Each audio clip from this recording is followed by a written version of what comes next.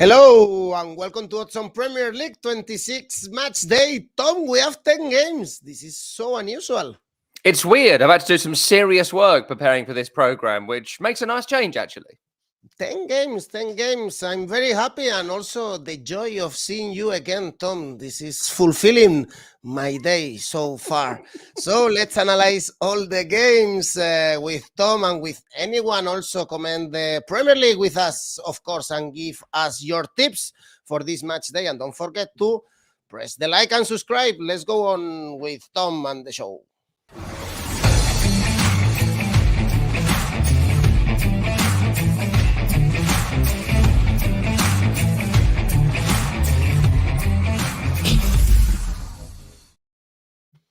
And let's go on the early kickoff on Saturday to the east of London, the London Stadium, to see West Ham, this miracle Newcastle. Be careful, Tom, with this game, because Newcastle are on fire. 4 points clear from the bottom three consecutive victories. Everything is positive in St. James's Park. And this is a key game for your Hammers, because they have to win to go back to the top four. Yeah, you were so used to saying bottom with West Ham there, weren't you? You weren't expecting to say top four. I know. It's ingrained in everyone's mind, including mine. Look, briefly on West Ham, I think that there's been a real drop-off in performance since the turn of the year. I think it's evident they were desperate for new bodies in January. Everyone knew it, and yet nobody came in. And I think that was almost suicidal for West Ham's season. It was idiotic from West Ham and frankly, incompetent from the people in charge who... Maybe there's things that we don't know. They've run out of money. They're going bankrupt. I don't know. But to not have brought in a striker, another defender, and someone who can maybe come in and competently replace Soucek or Rice when they need a break, with Král not good enough and Noble close to retirement, these are massive errors. And we've seen that in recent games in West Ham. We saw it in the game against Leicester, where there was no next gear to get into. We saw it in the game against Man United. We saw it in the game against Leeds. They just could not keep pushing. The 11 has done spectacularly well. The backups haven't been good enough. And when the 11 doesn't perform at their best, these are the kind of results that we get. And so they're not a safe bet, as they have been in recent times. Seeing West Ham around 1.6, 1.8 this morning to beat Newcastle, I think it's quite tight. I think that's quite short. I wouldn't bet on West Ham for this game, even though they're understandably favourites. Those are not particularly good odds. For Newcastle, I think that you've got to take these 3 wins with a little bit of context, because the Leeds game, Leeds can pull off a shock result, but their ongoing issues, we've spoken about that ad nauseum. Everton came on a low ebb and lost that game, and Aston Villa last week. Look, great performance, but when you can harness the positivity of St. James's Park, as opposed to the 14 years of negativity we have seen, you've got something special there. It's going to be very different going away from home this week. Jarrod Bowen, a slight doubt for West Ham. That's a concern considering his tremendous form. And Newcastle losing Kieran Trippier. You don't think the right back coming in is going to be the catalyst for recovery, but it has been for Newcastle. So him being out is a massive, massive blow. But this is a tough one. I think that I wouldn't bet on West Ham. West Ham are favourites, understandably, but those odds aren't good enough. I think the draw market is real interesting, around 4-1. Draw on both teams score is really, really interesting. But at 5-1 Newcastle and 4-1 the draw, it's a real good double chance opportunity. Newcastle have a good record at London Stadium as well. Even when they've been rubbish, they've still found a way to win in East London. And so don't pick West Ham. Go Newcastle. Go draw. Double chance. Both teams score. You are not very optimistic in this game, and actually most of the people here are going for West Ham. West Ham to win is a banker for us.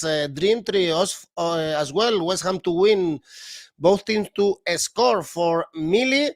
And Harry is reminding us, of course, that Kieran Trippier is out, and this is massive news because he's even scoring goals.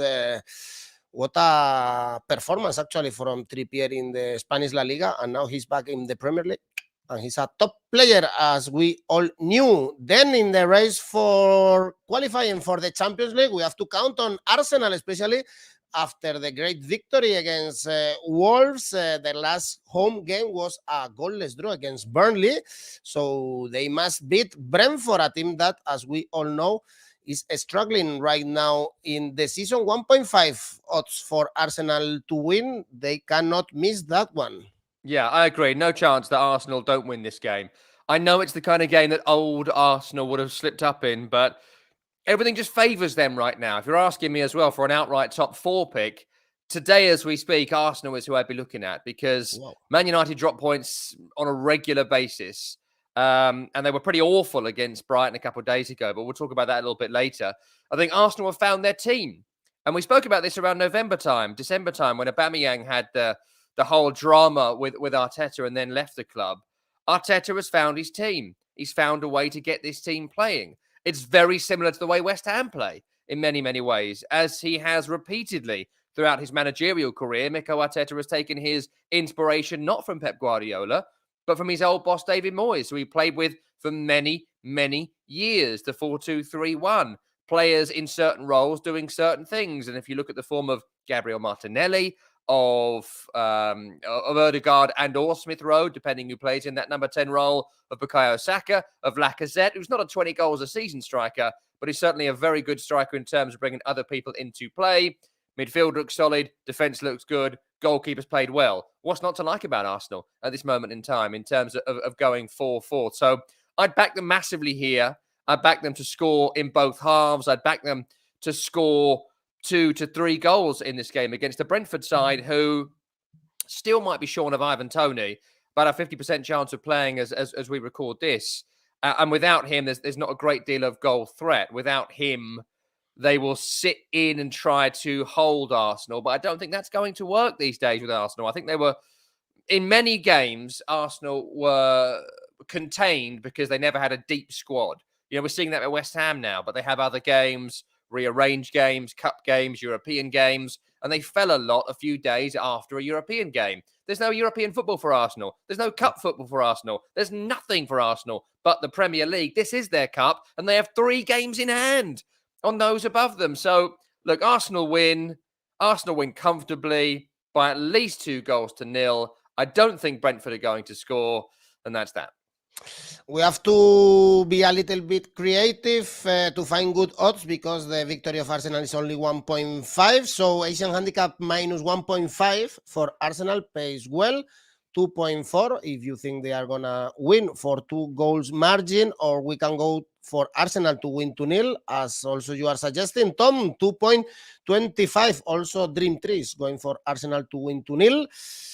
Dream Trees asking you why Eriksen is not playing for Brentford. It'll take time. It'll take time for Christian Eriksen to be able to play in Premier League football as well. You've got to remember, it's not just playing over the park or playing in the Championship or playing in the second tier in Spain or something. This is the hardest sprinting league in the world. Not the longest running, but the hardest sprinting. And so it'll take time to bring that match fitness back. You combine that with the sheer drama he has been through, the health checks required. I think he played a friendly this week, and I'd be quite surprised if we saw much of Christian Eriksen before the end of this season. You were talking about the Championship. Probably we will see Watford in the Championship next season if they don't wake up, because they are in a terrible run of form, and they are even unable to find the net. No goals scored in the last 4 games, and they are visiting Villa Park. Perhaps it's not a bad stadium also to wake up. It's almost now or never for Watford. Yeah, I would agree with that. And I think never is more likely, because, well, they brought in Roy Hodgson, right? He's a great manager in terms of getting a team organised. And we've seen that in the games he has been in charge. They have been better organised. They were better against Burnley defensively. They were unlucky against West Ham. That game was a clear 0-0. But I think they got to the Brighton game and they were like, well, what else is there? What else have we got in the locker? We've got Emmanuel Dennis and Josh King and João Pedro and Ismaila Sarr's come back. All these guys who can score. And I just wonder whether they brought the right man in, because throughout a season, I think Roy Hodgson would keep Watford in the Premier League. In a rush for survival, when it's wins that matter, draws and losses don't mean anything really at this point when you win games as well. And I don't see how they're going to win many games. I don't see much in Watford's offense that Hodgson's brought. And the defense, though more organised, still lacks quality. And Ben Foster in goal at this point of his career, it was always a recipe for disaster. For Aston Villa, they're really interesting right now, because They had that new manager bounce, right? If you want an example of the new manager bounce, and this comes up every year, look at Steven Gerrard. Look what's happened to him at Aston Villa. He came in and everyone was like, oh my God, Steven Gerrard. Do you remember Gerrard from like Istanbul on that? He's here. He's our manager. Can you believe it? And everyone lifted their game because of this incredible personality. This incredible footballer came in, and it was late wins. It was all running. It was all action. Then a few weeks later, it's like, oh, that's Steven. Hi, Steven. That's Steven. He's the manager. Was a player, I think. That's what happens with the new manager bounce. And now we're in the weeds with Steven Gerrard. I think he's a good coach. I think he's proven that at Glasgow Rangers. That's not what I'm saying. What I'm saying is we're now finding out these Villa players are a lower mid-table set of players with one or two differences in there. And I think Coutinho has brought a big lift to Aston Villa, but the players surrounding him, you know, apart from Jacob Ramsey, none of those that excelled in the early days are continuing to excel. So there's issues there with Aston Villa. I think we'll see for the rest of this season the type of Villa we're going to get next season, who's a Gerrard player and who isn't. That being said, Villa will beat Watford. They have goal-scoring threat. Watford do not. I think it will be tight. I think it'll be quite similar to the West Ham game. It's the kind of game that Philippe Coutinho is going to be absolutely vital in. I'd be looking here 0-0 at half-time.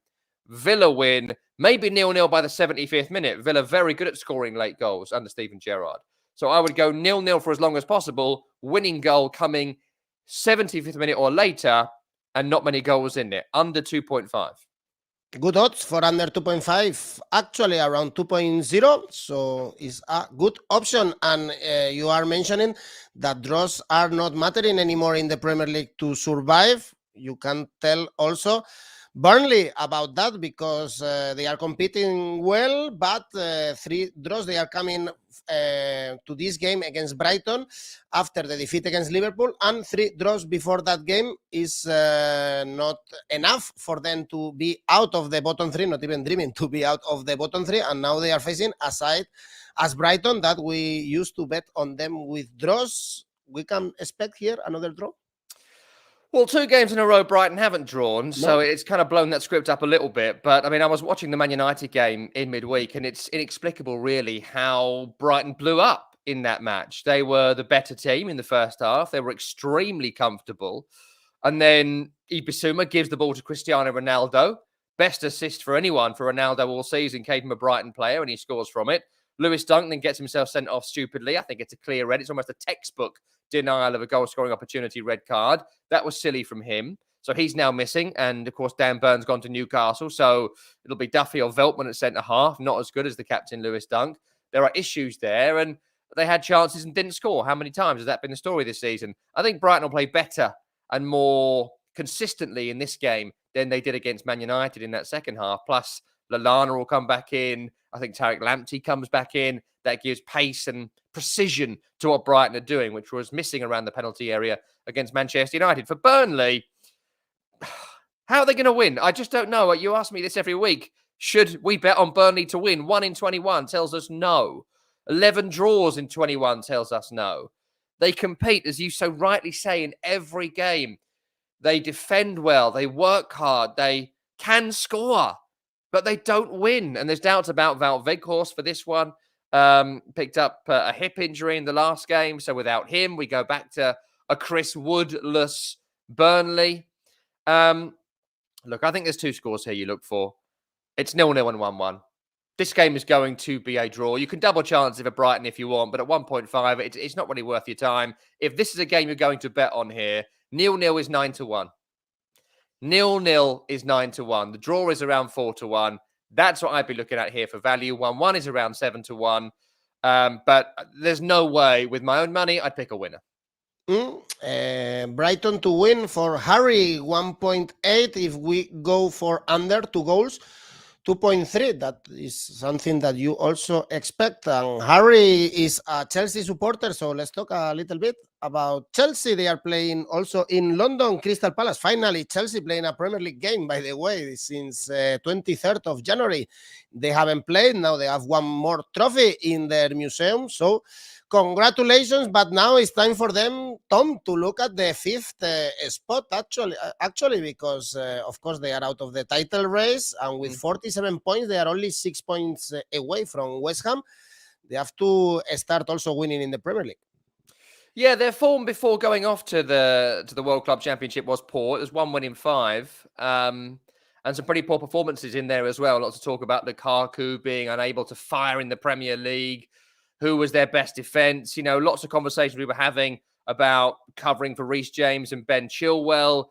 Still no Ben Chilwell, though there's some conversation that Reece James might be able to play. That'll give Chelsea their balance back. I genuinely think if Reece James and Ben Chilwell didn't get injured for so long, Chelsea would still be in the title race. They totally lost their balance when those two players got injured. And there is no one of the quality of those two players available to Thomas Tuchel. I know excuses. They've got other quality players, but, you know, with the best will in the world, Alonso and whoever else they've jammed into right wing back just ain't the same quality, don't give the same balance. So I have felt some sympathy for Chelsea and Thomas Tuchel, and I'm sure they've got a big boost from winning that World Club Championship, where the English team gets parachuted into basically the final. What even is that tournament? Mason Mount being missing for this one is huge. I think it's huge because he is the best link man between offense and defense that they have. The central midfield is strong. Conte, Jorginho, and Kovacic should all be fit, but it's who plays around Lukaku and gets the best out of Lukaku. For me, the best front three, as we've spoken about before, doesn't involve Lukaku. It's Pulisic, it's Mount, it's Havertz. That's the best three. They don't do that. So that means it'll be Lukaku. It probably will be Pulisic and someone else shunted on the other side. Hudson-Odoi maybe. He'll be rubbish as usual for 70 minutes. They'll bring on someone else to finish the game. So issues for Chelsea. And as you're right, I think that they do need to defend from the rear, but they have the ability to go on a run of wins, which will get them over the line. 67, 68 will do it. They're on 47 now. 20 points in 14 games. That even with a juddery Chelsea, they will do that. For Crystal Palace, brilliant start of the season. Had some great moments. Can't win a game. Can't win a game right now. 3 points in the last 5 matches. And I got to tell you, they're a big mystery to me at the minute because I've been to a couple of Palace games and they play some real good football. You know, going forward, Michael Olise, who was bizarrely on the bench last week, couldn't understand that. Wilfred Zaha and Odson Edouard and yada, yada, yada. Loads of great offensive players. Conor Gallagher in midfield, one of the players of this season. Looking forward to seeing him back at Chelsea next year. And the defense is strong and the keeper's good. So all the ingredients are there. Can't win a game. And that's really, really interesting. And to be honest with you, I don't know the answer to that. I can tell you that right now, with the form they're in, I wouldn't be backing Crystal Palace to win, even at around 5-6 to 1 against a team who've not played in the Premier League for around a month. So I'm looking at Chelsea to win here. I wouldn't be wildly confident of a big scoring game. I back the under 2.5. Chelsea win. And Chelsea win potentially, and I think likely, without conceding as well. Under 2.5 goals, we have odds 1.9. Someone actually is mentioning the double chance for Crystal Palace. If you are brave enough, is 2.3. Dream 3 is telling us the double chance for Crystal Palace, but Tom prefers going for under or Chelsea to win 2-0. Odds are 2.7. I was reading today in Twitter, there is a debate on whether Courtois or Mendy who is the best goalkeeper in the world, in your opinion, Tom Rennie? Oh, best keeper in the world, I don't know. I always hate the world because my expertise in La Liga, Serie A, whatever, isn't anywhere near the quality of the other correspondents here on Oddspedia. But I will say that in the Premier League, I think the best goalkeeper this season has been Jose Sarr, Wolverhampton Wanderers. So if you're asking me who the best goalkeeper in the Premier League is right now, he plays for Wolves. Good enough. Then Liverpool, they have a very good goalkeeper, of course. Alisson, Liverpool, Norwich, really informed Liverpool. And also they have this bit of luck that is very important, especially when you are playing in Europe. They had it last night in San Siro, so they continue winning games, and I guess Norwich won't be a problem for them playing at home. I guess we should expect a comfortable victory for Liverpool. Yeah, it's a game that I'm sure brings nightmarish flashbacks to several Norwich supporters. Last time they were in the Premier League and the time before that, Liverpool annually and regularly thumped Norwich, and Luis Suarez was often the star of the show when they did so.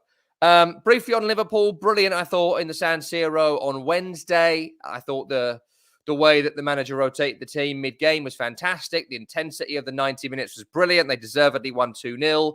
And I think they'll go through in that tie.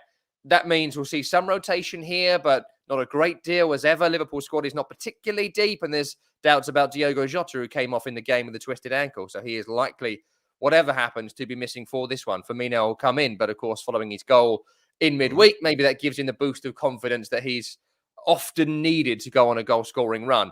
Liverpool, I think, can still win the Premier League as well. They've got to beat Man City, and someone else has got to beat them as well. But I think Liverpool can go the rest of this season winning every single game. They've done it before. They can do it again. Norwich have got better. I was doing their game against Man City last week, and they were actually well in the game until the opening goal. But defensive mistakes, Max Aarons, again, not good enough in the Premier League. Grant Hanley, not good enough in the Premier League. Angus Gunn, the goalkeeper, not good enough in the Premier League. Ben Gibson, they've got some good players. Dean Smith's a good coach. Against Liverpool, it doesn't really matter. Go for over. Go for at least 2.5. This is your Asian handicap game. I think even a Liverpool side with plenty of rotation will still win by at least 3-0. And I'd even get brave here, to be honest, because even that isn't going to give you great odds. Like 3-0 is only 6-1. What's the point of that if you're putting some money on it? If you're going to go Liverpool to win this weekend, go big or go home. Go fives. Go above 4.5 for Liverpool to win 5-0. Indeed, because if we take a look at the Asian handicap market, minus 2.5 is only odds around 2. So you won't find good money in this game unless you bet on correct score as Andrillos 7-0. If you do that and it ends up 7-0, Andrillos, you will get good money. Over 1.5 goals in both halves. Liverpool half-time, full-time, doesn't pay a lot. So let's try to find better odds. And we have it in Southampton, Everton, especially if we back the Toffees after their victory against Leeds. Perhaps we are seeing a Lampard effect finally. But, wow, betting against Southampton right now is very dangerous. They are in great form, Tom, as we also expected. They got points in Old Trafford.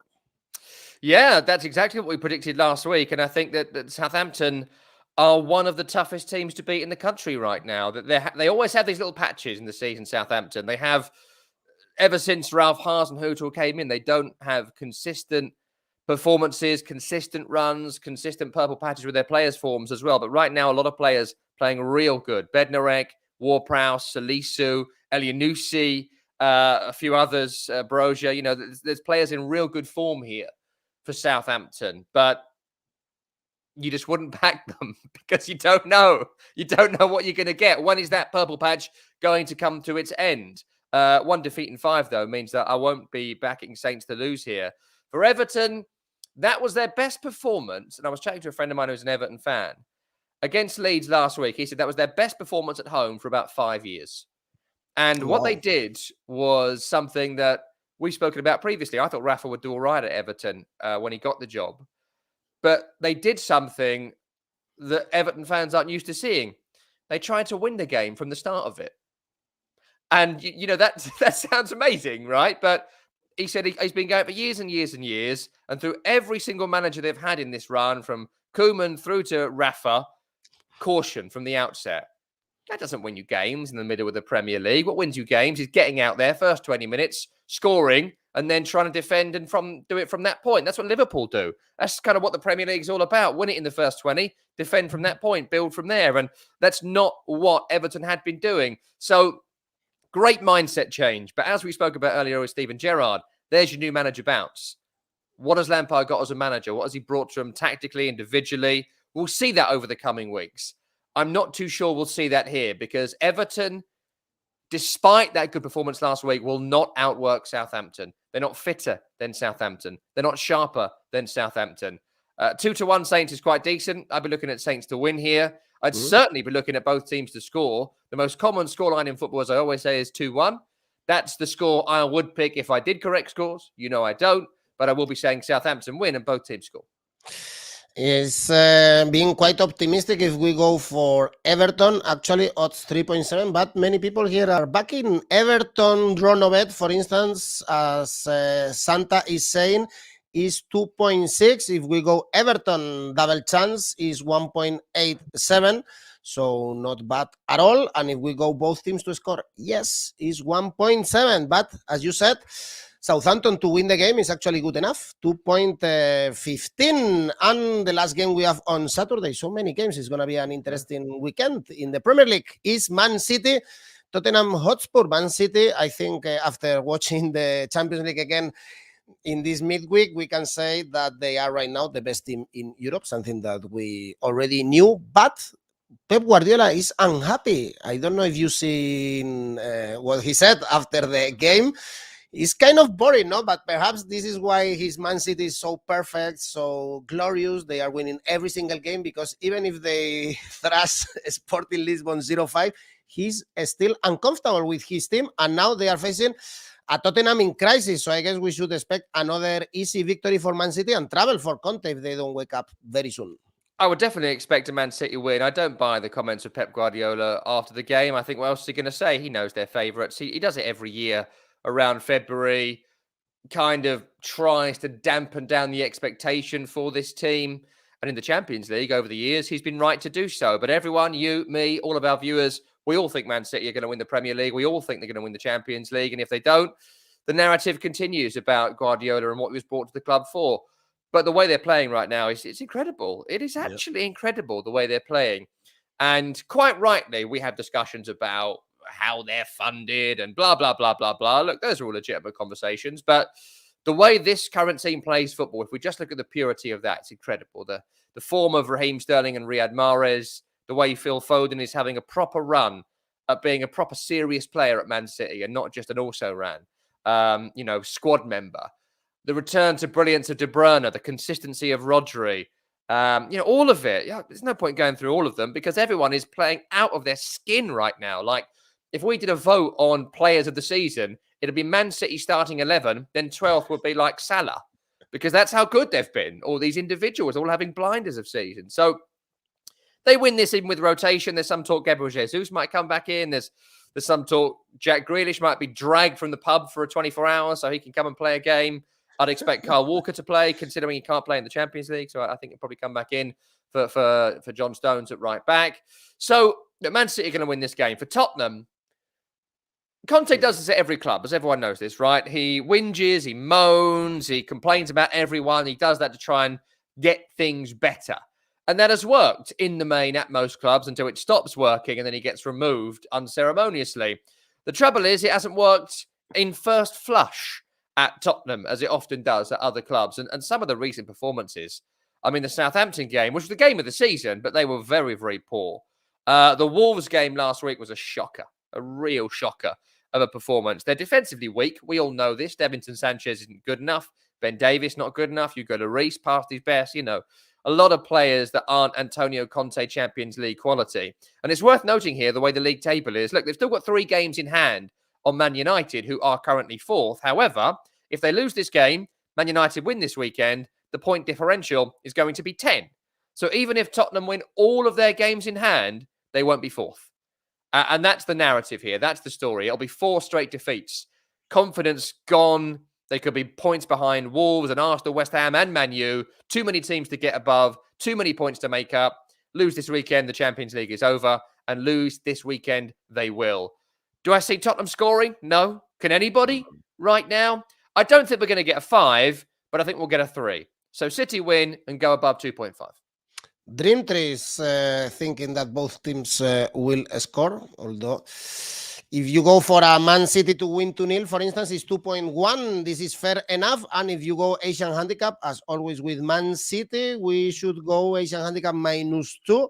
And we find odds 2.54. So if they win by 2 goals margin, you get your money back. They have to win for 3 goals margin. And Enco, Harry Kane, anytime goal scorer, usually is not, lately it's not happening. That not good to bet on Tottenham, that's for sure right now, and especially if you are visiting Man City. And we have 2 more games, interesting ones. Leeds, Man United on Sunday after the defeat of Leeds against Everton, back to their stadium to face this Man United that, again, Tom, we kind of bet against them because it pays well always, and it's happening. So why not doing it again?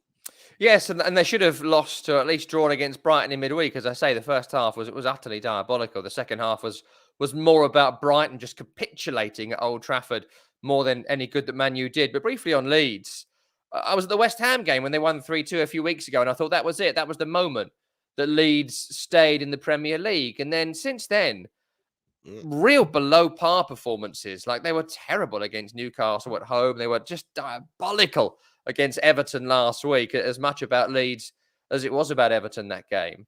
And so I'm concerned again for Leeds. I wasn't 4 or 5 weeks ago, and I am again in terms of staying in the Premier League.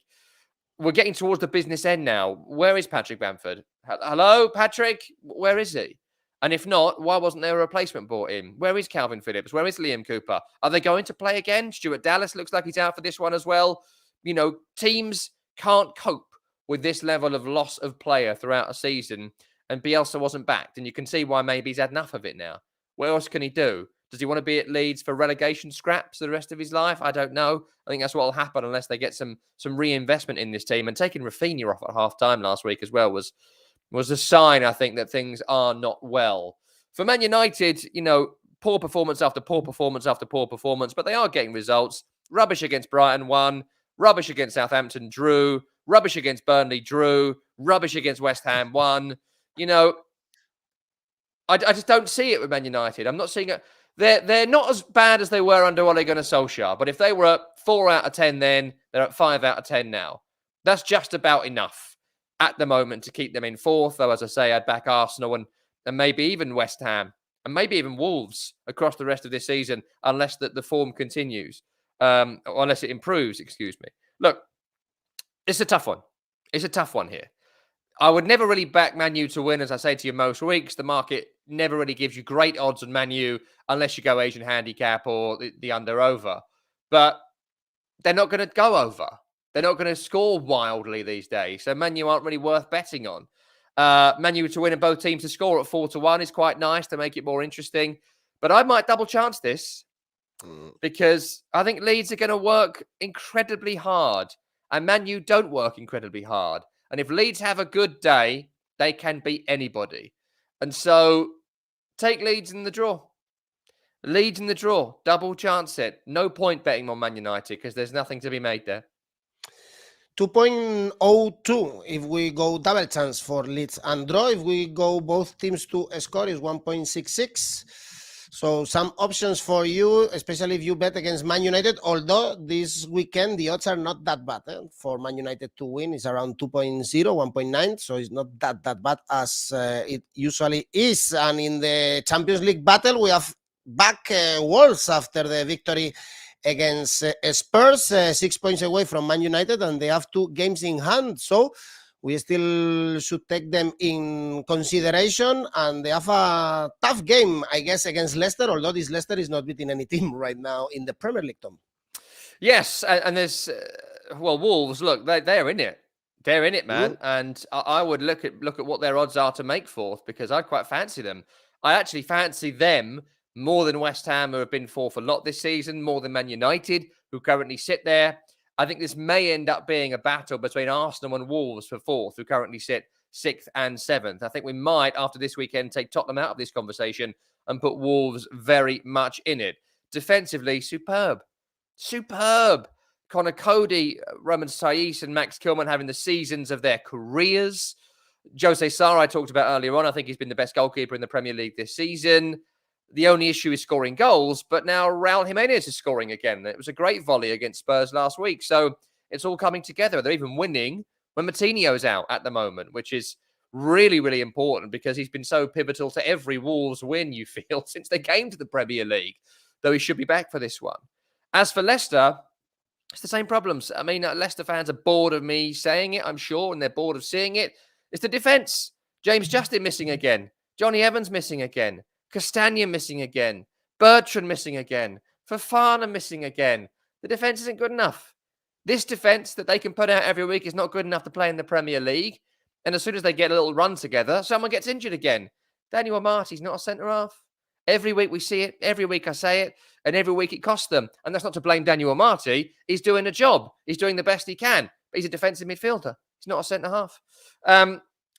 There's two scorelines here I quite fancy. Firstly, I don't think Leicester will score. Still no Jamie Vardy. I don't think Leicester have what it takes to get through this Wolves defence. Even though Harvey Barnes looked good against West Ham, I think that the Wolves are better defensively than West Ham. And there's proof in that. They've conceded about half the goals West Ham have conceded. So I think Wolves will win. I think Wolves will win without conceding. I'd go for the under. I'd go for under 1.5. That's a 1-0 victory. But I'd also be looking here at the late goal market as well. I can see this game being very tight for a long, long time, and I can see Wolves taking it late. So 0-0 at half-time, Wolves win at full-time, Wolves win without conceding. I was looking and trying to find odds for Wolves to finish in top 4. 20. Odds are 20 for Wolves to finish in the top 4. The draw 3.4 for this game. If you go for under, as is always a good idea in the Wolves games, we have under 2 pays 2.38 in this case, because usually in Leicester games we are used to see a lot of goals. Maguire to play shit is my bet for Anchor. We don't have this market yet, but perhaps also in the future you can make a lot of money with this market with a lot of players. Then Tom, wow, 10 games. This is we are not used to this. Weird. It's weird. Let's see your ACCA then for this weekend. Yeah, I've got a bit creative this week because, again, the favourites to win don't give you a great deal, but I quite like this. Liverpool win against Norwich and double that up with above 2.5 goals. And then throw 2 draws in. West Ham, Newcastle, I think that'll be a draw. And Brighton, Burnley is going to be a draw. And so that's my ACCA for this week. That's my triple. Good odds, 32, actually. Very nice to see you, Tom. You are dressed up, very elegant for the show. I loved it. Thanks, everyone, for watching. And see you soon, Tom. Still leave your comments and your predictions for the Premier League. And don't forget to like us. Thanks, Tom. See you soon. See you next week.